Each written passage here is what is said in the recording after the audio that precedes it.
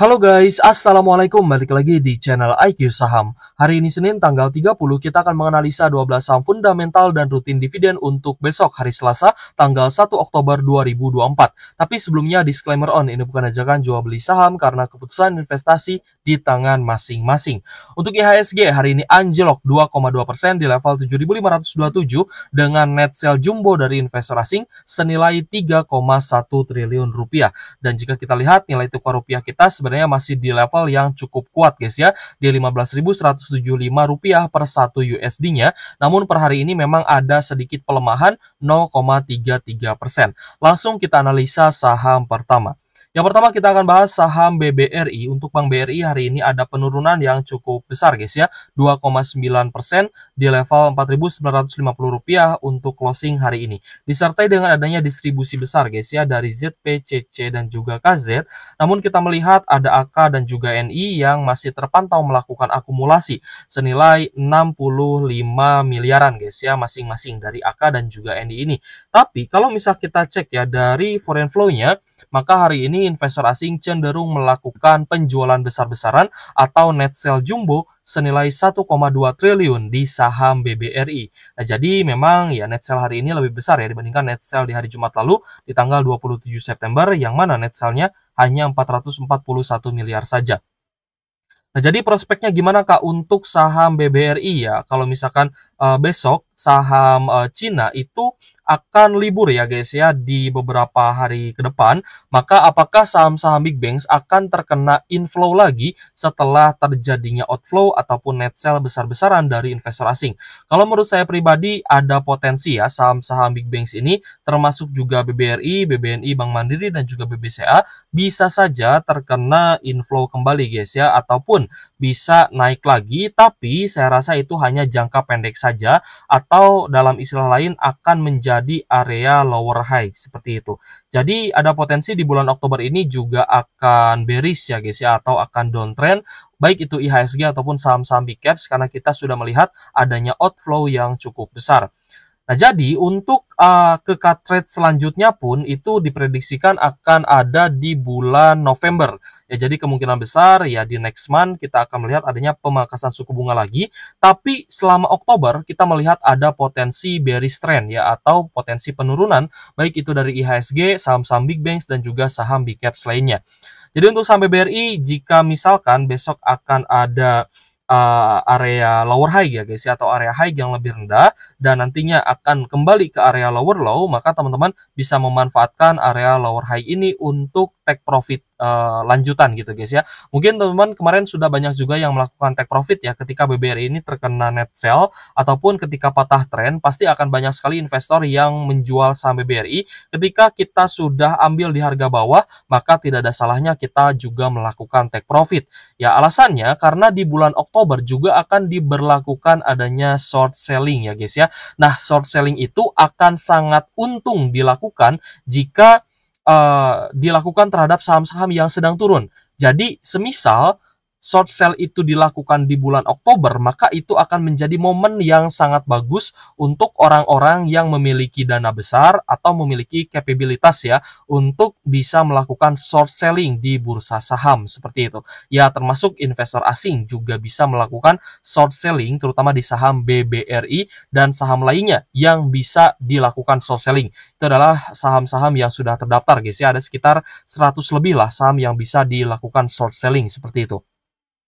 Jadi kesimpulannya untuk saham BBRI jika pun ada kenaikan guys ya karena bursa saham Cina yang libur sehingga flow-nya ya beralih dari bursa saham Cina ke IHSG kembali, maka ya jadikan peluang itu untuk teman-teman bisa menyisihkan cash ya dan melakukan take profit di saham-saham yang teman-teman sudah cuan. Kalau misalkan memang sahamnya teman-teman malah nyangkut lagi atau misalkan malah terkoreksi gitu ya dan teman-teman enggan untuk cut loss, ya tidak di cut loss juga tidak masalah selama fundamentalnya bagus dan juga sahamnya rutin bagi dividen. Seperti itu guys ya. Ini adalah prediksi dan juga proyeksi dari saya pribadi, bisa benar bisa salah ya teman-teman. Silahkan sesuaikan dengan money management dan juga strategi investasinya masing-masing seperti itu.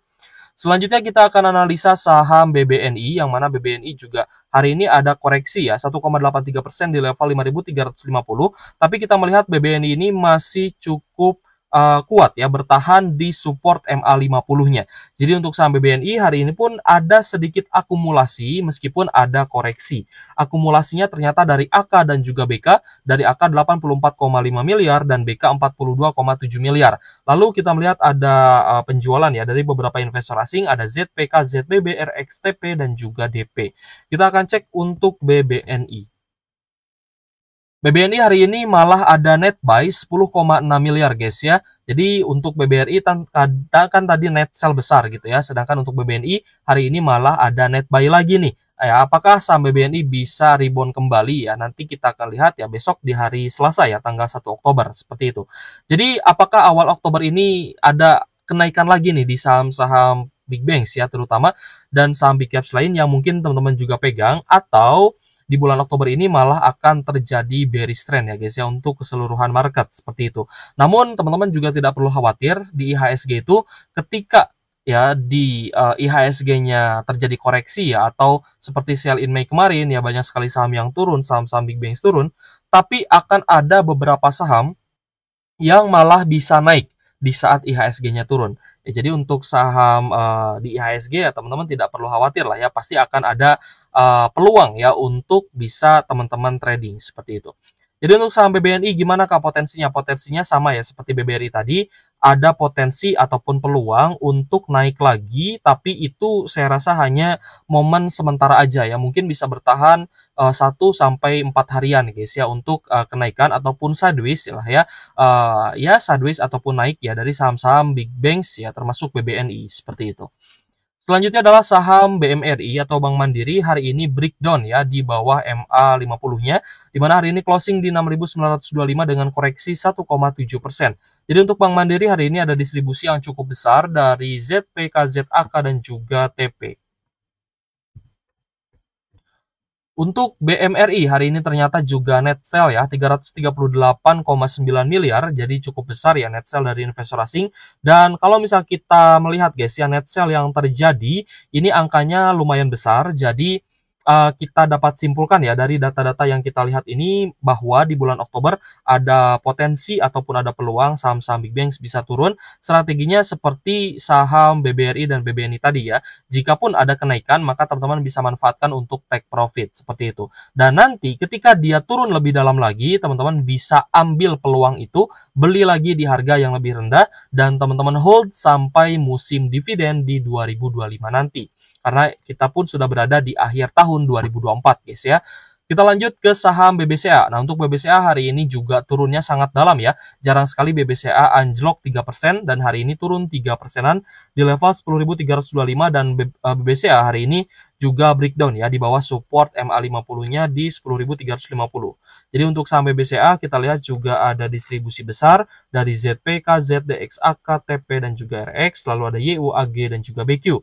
Yang akumulasi hanya BK saja dari investor asingnya. Sedangkan investor retail malah melakukan akumulasi.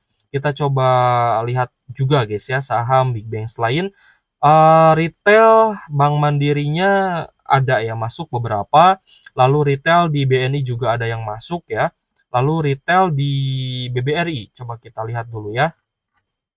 Retail di BRI sih tidak terlalu besar guys ya, tapi ada ya, ada beberapa yang masuk ini untuk retailnya. Nah kembali lagi ke BBCA, kita akan cek ya untuk saham BBCA. Tadi kita lihat retailnya saja guys. Jadi untuk BBCA hari ini ada net sell yang besar 645 miliar, jadi wait and see guys ya. Misalkan pun ya kembali lagi strateginya sama ya seperti big banks lain, ketika nanti ada kenaikan, ada area lower high ya guys ya, teman-teman bisa manfaatkan untuk take profit untuk yang belum keburu take profit seperti itu, karena ya kita berharap besok inflow-nya akan pindah ya dari bursa Cina yang libur ke market IHSG ya. Meskipun di bulan Oktober ini akan diberlakukan short selling ya, kita akan coba menghindari adanya momentum short selling itu, karena ya kita tidak bisa melakukan short selling ya, kita tidak bisa nge-short seperti di kripto ataupun di Bitcoin gitu guys ya, karena short selling di saham itu banyak sekali persyaratannya dan harus menggunakan dana yang besar. Selanjutnya adalah Astra International guys. Untuk ASI hari ini juga ada koreksi ya 0,9% di level 5050 ya untuk closing hari ini, tapi masih belum patah tren dan kita melihat juga berbalik ya ke support sebelumnya di level 5000-an. Dan hari ini rata-rata cukup netral, ada akumulasi dari ZP, CCBK dan juga RX, tapi distribusi dari PD, KZT, UTP dan juga AK. Kita cek untuk ASII. Untuk Astra International hari ini malah ada net buy yang cukup besar ya. Jadi meskipun posisinya hari ini koreksi 0,9%, tapi Astra International hari ini malah kebagian inflow 111 miliar ya dari investor asing. Sehingga Astra International ada potensi untuk sideways ya, either itu akan sideways atau mungkin ya bisa naik lagi ke area yang lebih tinggi. Kita sih berharap ya saham-saham ini bisa ada pembalikan dulu guys ya, atau ya minimal dia ada reversal lah ya. Meskipun mungkin ya tidak akan naik lebih tinggi gitu ya daripada resistance sebelumnya, tapi ya kita berharap bisa take profit dulu lah ya di area yang lebih tinggi, terutama untuk saham-saham yang kita pegang yang ada potensi untuk bisa anjlok lebih dalam seperti itu. Jadi strateginya simple ya, kalau misalkan IHSG sedang net sell ya, saham-saham big cap sedang net sell, sebenarnya strateginya simple, teman-teman tinggal menyisihkan uang saja gitu guys ya, ataupun melakukan take profit di beberapa saham yang ada peluang untuk turun gitu ya, teman-teman take profit. Tapi kalau misalkan nyangkut dan enggan untuk cut loss ya teman-teman nanti lakukan strategi averaging down ya. Tapi kalau misalkan ada beberapa saham yang hijau gitu guys ya, teman-teman mungkin bisa sebagian dilakukan take profit dan nanti bisa mengincar saham-saham yang sedang terdiskon ya guys ya, karena marketnya juga ya kita lihat ada potensi untuk bearish.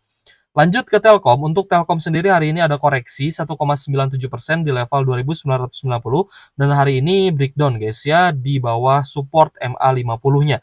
Jadi jika Telkom besok turun lebih dalam lagi, ada potensi Telkom juga bisa bearish kembali ya guys ya. Teman-teman bisa tunggu di sekitar 2700 sampai 2800-an.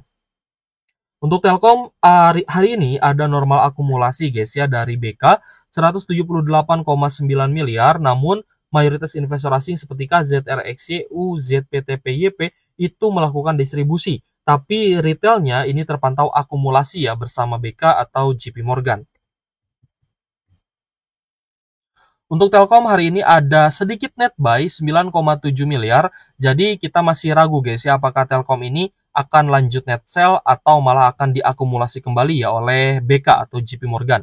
Karena kita melihat memang investor asing yang akumulasi besar di Telkom itu hanyalah JP Morgan, sedangkan secara mayoritas malah melakukan penjualan atau net sell. Jadi kita menunggu guys ya Telkom ini sampai di area oversold-nya untuk kembali melakukan pembelian ataupun serok lagi saham Telkom. Kita lanjut ke saham brand ya guys ya, bukan hanya saham-saham Big Bang saja yang turun, tapi hari ini pun saham-saham Pak PP itu rata-rata turun. Ya termasuk juga brand, hari ini brand turun 8% di level 6.600 guys ya, dan kita lihat brand ini juga ada distribusi besar dari BK, LG, AK, dan kita melihat investor retail ini mayoritas akumulasi. Jadi ada Mirai Asset, Stockbit, ya lalu ada Semesta Indovest, BNI Sekuritas, dan Ajaib Sekuritas, lalu ada BCA Sekuritas juga. Untuk saham brand,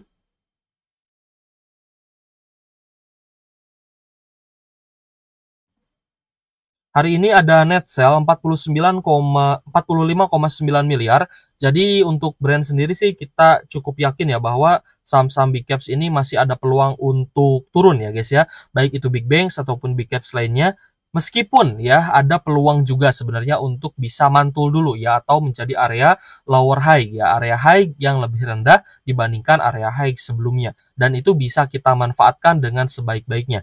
Tapi untuk saham brand ya kita melihat memang sudah oversold, jadi apakah besok benar-benar akan mantul? Nah, kalau misalkan di saham-saham seperti brand ya guys ya yang secara valuasi sudah mahal, ini lebih baik teman-teman trading jangka pendek aja gitu guys ya, atau day trade lah ya. Misalkan teman-teman beli pagi hari ya, nanti siang hari atau di sesi 1 atau di sesi 2 teman-teman bisa jual ya kalau misal sudah untung seperti itu. Itu adalah esensi dari day trading seperti itu.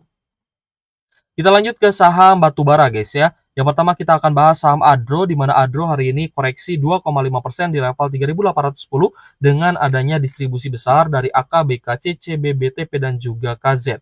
Kita cek untuk ADRO.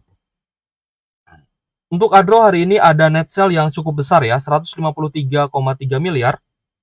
Jadi hati-hati dengan saham Adro, ada peluang untuk bisa lanjut turun lagi dan mungkin ya teman-teman masih hold saham Adro dan yang sudah beli di harga bawah untuk lanjut invest jangka panjang sih untuk Adro kita rasa sih ini sangat bagus guys ya. Jadi teman-teman yang mungkin tidak mau jual, tidak mau TP juga tidak masalah ya, mau invest jangka panjang juga it's okay ya meskipun memang ada potensi Adro-nya akan turun.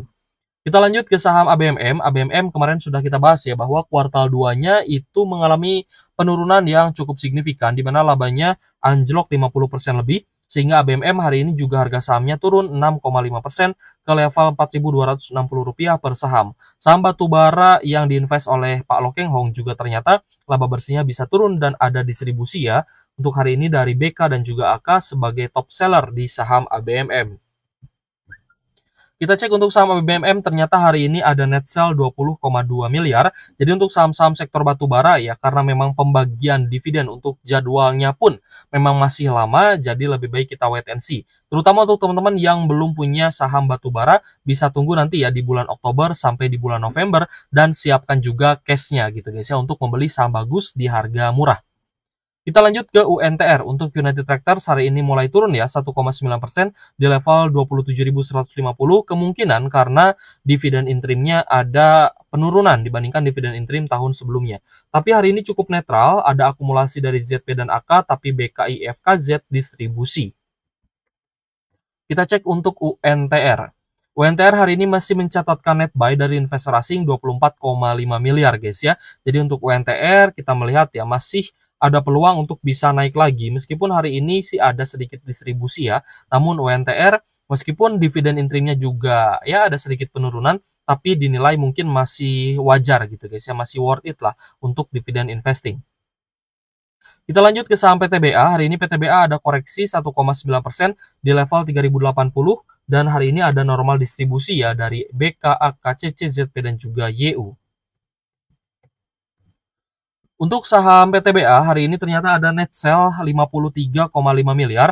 Jadi apakah PTBA ini akan turun kembali guys ya? Jika turun teman-teman bisa tunggu di level resistance sebelumnya yang menjadi support di sekitar 2.800-an guys ya untuk kembali masuk di saham PTBA.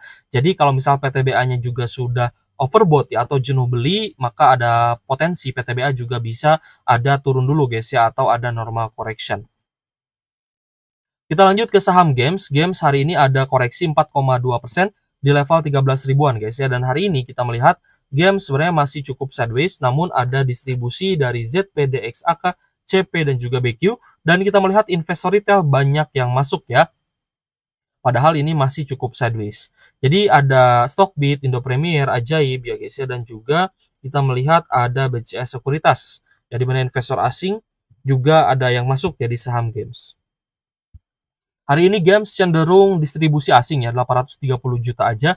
Jadi untuk saham Games, kita melihat adanya potensi penurunan, tapi ada juga potensi dia untuk sideways ya. Tapi untuk teman-teman yang mau dividen investing di saham Games, lebih baik tunggu dulu saja koreksinya. Dibandingkan teman-teman masuk di harga sekarang guys ya. Jadi kalau misalkan di bulan Oktober nanti akan menjadi fase yang cukup downtrend ya atau bearish terkait dengan IHSG dan juga saham-saham dividen, maka lebih baik kita menunggu saham-saham itu turun dulu guys ya dan nanti kita bisa beli saham-saham bagus di harga yang lebih murah. Ingat guys, beli saham bagus di harga murah bukan beli saham bagus di harga pucuk. Oke guys, terima kasih sudah menonton. Thank you for watching. See you on the next video. Wassalamualaikum warahmatullahi wabarakatuh.